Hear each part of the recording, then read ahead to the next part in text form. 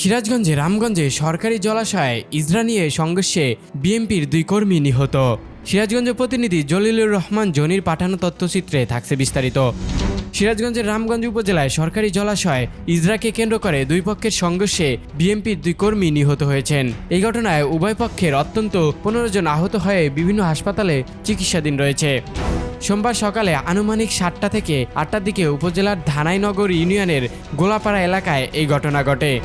নিহতরা হলেন আব্দুস সালাম, তিনি ওই এলাকার ময়দান আলীর ছেলে, এবং ইসমাইল হোসেন, তিনি একই ইউনিয়নের জমতেল এলাকায় মৃত মনসের আলীর ছেলে।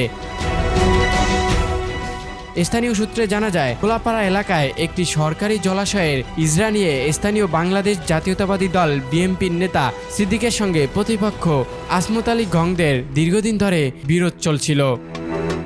এর জের ধরে সোমবার সকালে পুকুরের জাল টানাকে কেন্দ্র করে উভয় পক্ষের মধ্যে সংঘর্ষ বেঁধে যায়। এতে 2 পক্ষের অন্তত 10 জন গুরুতর আহত হন। গুরুতর আহতদের মধ্যে স্থানীয় বিএনপির নেতা সিদ্দিকুর সহ অন্তত 10 জনকে সিরাজগঞ্জ সদর হাসপাতালে ভর্তি করা হয়।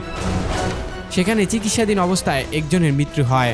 অপর একজনের অবস্থা আশঙ্কাজনক হওয়ায় তাকে উন্নত চিকিৎসার জন্য শহীদ জিয়াউর রহমান মেডিকেল কলেজ হাসপাতাল বগুড়ায় রেফার করা হলে পরে চিকিৎসাধীন অবস্থায় তারও মৃত্যু হয়। এ ঘটনায় প্রতিপক্ষ আসমত আলী গংদের কোনো বক্তব্য পাওয়া যায়নি। মাদাইনগর ইউনিয়ন বিএনপির সাবেক সভাপতি মোহাম্মদ রমজান আলী জানান, নিহত 2 ব্যক্তি বিএনপির সমর্থন ছিলেন।